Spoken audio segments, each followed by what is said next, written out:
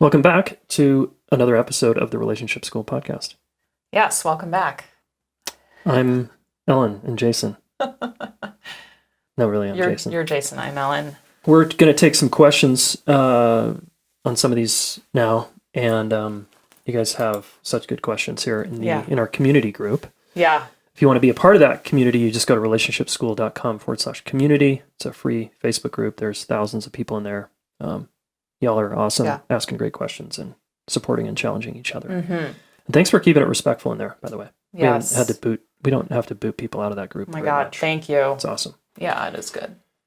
Okay, so we got one here from Laura. Do you want to read this, Ellen? Sure. How do you relate when you and your partner are at different places in your growth, and it has been established that one partner is unable to meet your requests currently, but is working towards it? How can you move forward without feeling like you're in a waiting game, waiting for your needs to be met at hopefully some point in the future, yet still allowing space for them to be where they are at? Yeah. Laura, such a good question. Such a good question. And you got a lot of responses on that one, so that's why we're picking that one We're picking first. it because we think it's a really hard question, and we think it's a really valuable question, and a lot of people are interested in it. I know. So my first answer is, I don't know, Ellen. It's up to you. Passing the buck. That's right.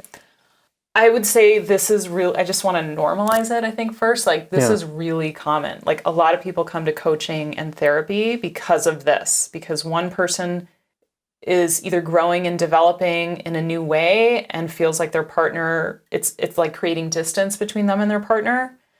Or, it could be like a sexuality issue in terms of one person has much stronger libido or sex drive and the other person doesn't, and this is like changed over time, so are we incompatible here? It could be like that. So I think that this is, you have two people moving through time together. They're going to be growing and developing in different ways at different rates. And so I feel like you're asking, like, how do you know when it feels like this is workable, it feels fair and good, or when does it start to feel like this isn't working for me anymore and do I need to leave? Like, maybe it's starting to get to that place. Yeah, and I want to make something clear based on what your question is, Laura, that you said, but is currently working towards it. Yes. So that's a very important feature of this question.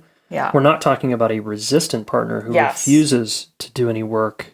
We're talking about a willing partner who's saying, okay, I'll do that. I'll work on it. And yet you're feeling impatient, it sounds like. And you're in this waiting game. And how do you move forward without just kind of wasting your life waiting for years on end? Yeah. Like, how long is this going to take? And how long am I okay not having this thing I want in this relationship? So I think one important thing to get to know with each other, and this is a conversation to have with each other, is this person's style just in life.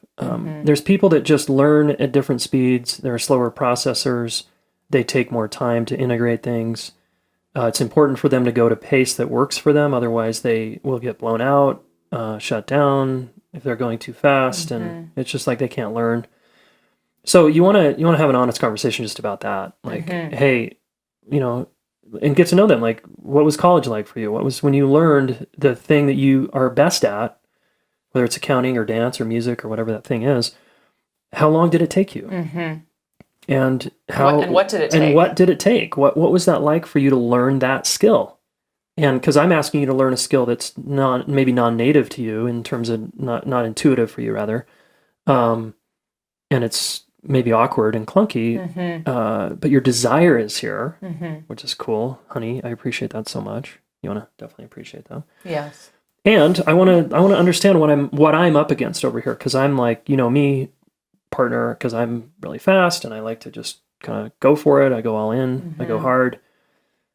So I think that's a worthwhile conversation. Totally. And I think, what is really different here is you have a partner who's willing. Like, let's say they're working on developing their ability to lean in or face conflict. Okay, that's like one, or to talk about their feelings more or something like that. And your partner feels like, that would be good for my individual development. I'm on board.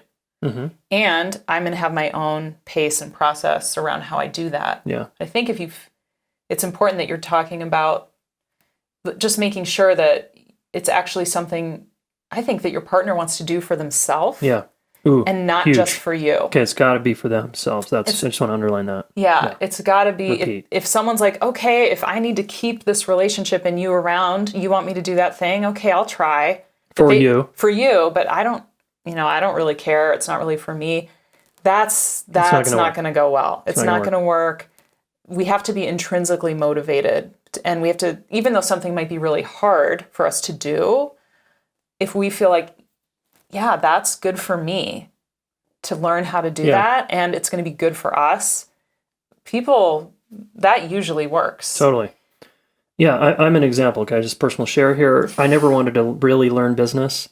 I started the relationship school. Hey, I just want to help some people with their relationships, and had no fucking clue that I would be dealing with like the challenges I've had to face in this business. I was so naive, and yet I stay in it, and I keep learning. Why? Because I'm motivated to help people. It's the vehicle. This business is a vehicle to help reach more people. So I'm very motivated to beat my head against a wall and feel like a total dumbass and feel like a white belt sometimes. Right? So I think Ellen's pointing to your partner has to have some of that intrinsic, self-driven motivation to see that it's beneficial for them. Yeah. Yes. If you're in pain relationally and you need immediate support, our coaches can help you.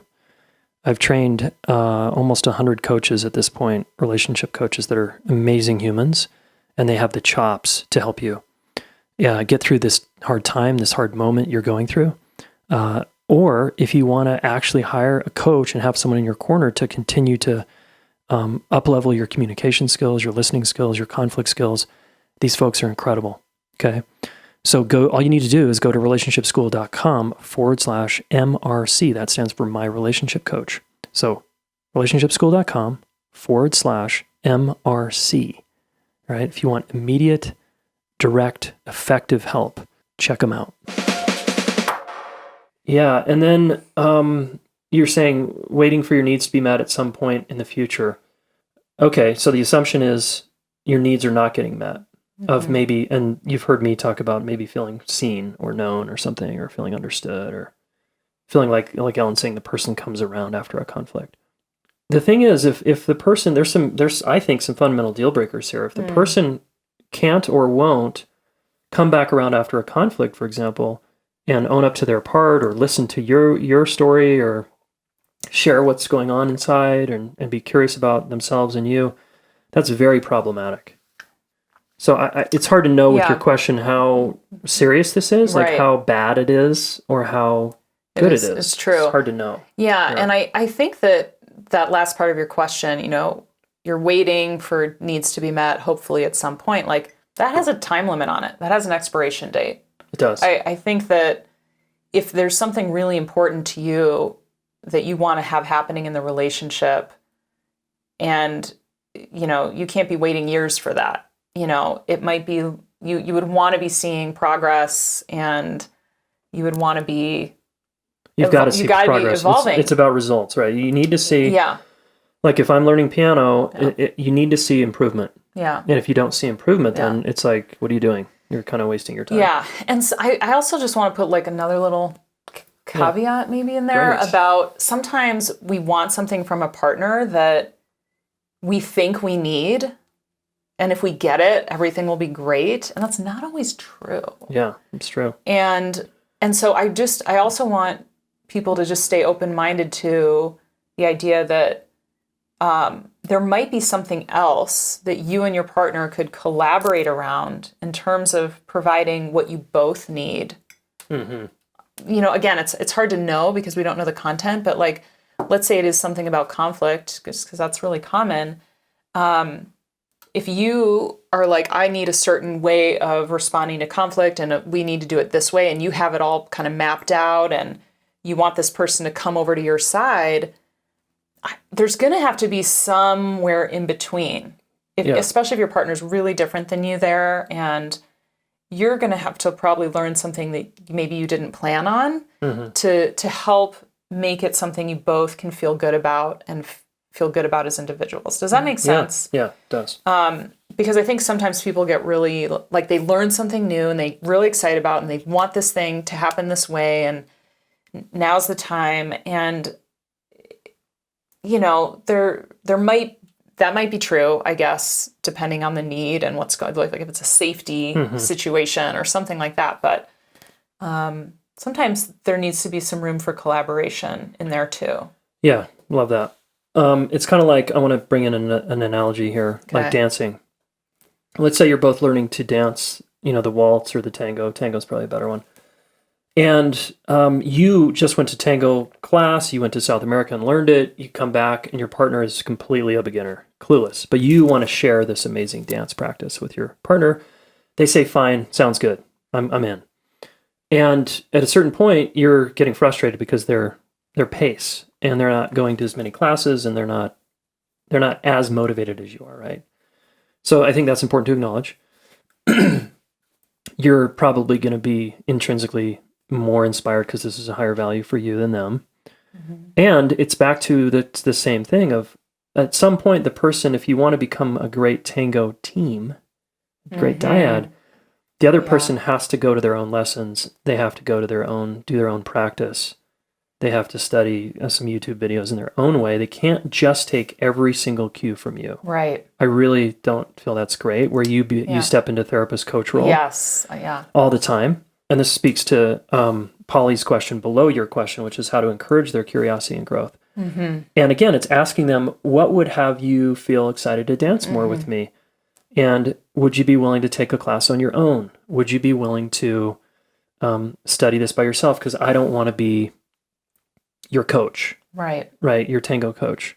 I want to be in this together where we're both learning, and that can be more collaborative and fun, and I think we'll ultimately be better dancers. Right, because chances are you have stuff to learn as a tango student yourself. Exactly. And if I'm always in coaching role, I don't know that I'm, and then if you're not giving me honest feedback, like, and I'm just taking my cues from the person I'm learning from all the time and not from my actual dance partner. Right. I think that's problematic. Yeah. So I'm trying to speak to that let's like just making some room around how we think things have to be, and then collaborating and seeing if what you come up with together is something that actually feels really good to both of you.